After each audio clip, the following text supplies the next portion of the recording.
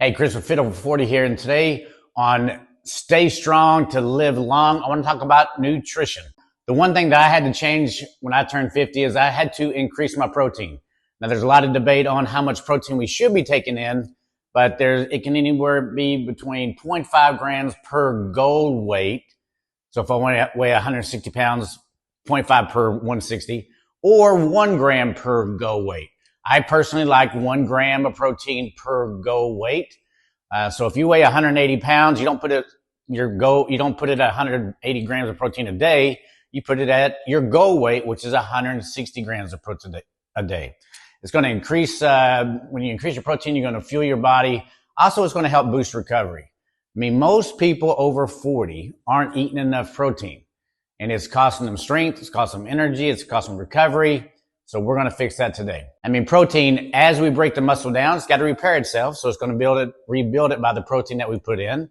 It's going to help recovery. It's going to reduce soreness. It's going to help maintain lean muscle mass.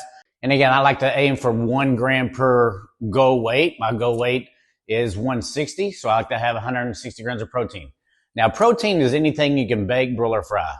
Chicken, fish, steak, shrimp, eggs, all of it's fine. And it doesn't matter if it's meal 1, meal 2, meal 3. If I'm eating chicken breast for breakfast, or if I'm eating eggs for meal 5 or for dinner, I'm just eating protein. So I usually do the hand theory. So I look at my hand, take this hand, this hand, that's about to put that together. It's about as big as your stomach, my stomach, everyone's stomach. I'm going to have this much protein, anything you can bake, broil, or fry, chicken, fish, steak, shrimp, eggs, and this much carbohydrates. Now, I'm not pre-diabetic, so I kind of keep my carbohydrates around 100 grams a day. The days I don't train, I'll put them at 80, but the days I do train, I'll put them around 100. If your A1Cs are a little bit elevated, I would stick around 70 grams. If you are diabetic, I'd stay around 50 grams. So I like to have 1 gram of protein per goal weight, which is 160, and 100 grams of complex carbohydrate, 1 gram per 160 of complex carbohydrates as well. And I spread this between 4 to 5 meals. So most people eat at 7, 12, and 7. The reason we want to have these bridges, because I don't believe fat makes you fat. I believe insulin inflection makes you fat.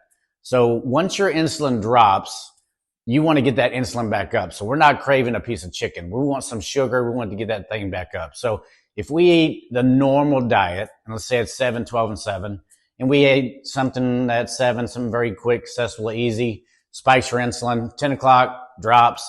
By the time 12 o'clock comes, my insulin's, I'm hungry. It's hard to make a rational decision. So I go out, I get that insulin back up. I have too much for lunch. Again, spikes my insulin. 3 o'clock starts dropping. By the time I get home, 5, 6, 7 o'clock, now it's time to eat again, and I'm hungry. Eat too much carbohydrates again. So I stay on this roller coaster throughout the day. So if I eat a 7, 12, and 7 analogy, I like to have a bridge around 10 and around 2 or 3. And of course, that can just be, I like personally yogurt. So I'll have like 3/4 cup of yogurt around 10 o'clock. And then later on in the afternoon around 4 o'clock, I like to have more of a cottage cheese for the leucine. So my typical meal for the day, or my food intake for the day, is as follows. I'll have 6 eggs. I'll have 2 whole, 4 egg whites, and I'll have a 1/4 cup of cream of rice.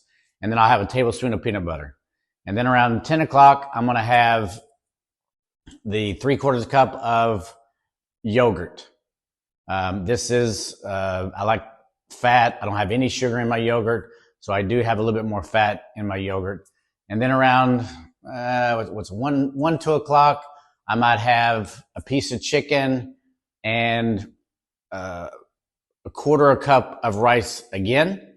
And then around 4 or 5 o'clock, I'll have a cup of the cottage cheese.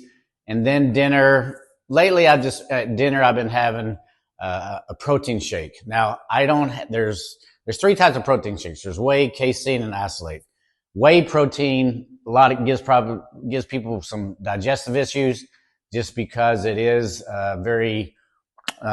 it's very quick and accessible, but the BV, the protein, is not is good. It's usually cheap made. That's why you get a big bulk, like 10 pounds for $1, because it's very cheaply made. I go for a grass-fed casein, which is a slow absorbing throughout the day. So if I have it around 7, 8 o'clock, then I'll have that, and that's pretty much, that'll hold me over until 5:30 or 5 o'clock the next morning. So again, things I had to change when I turned 50 on my nutrition. I had to increase my protein to 1 gram of protein per go weight. If you do this, I think you'll make better recoveries. Talk to you soon.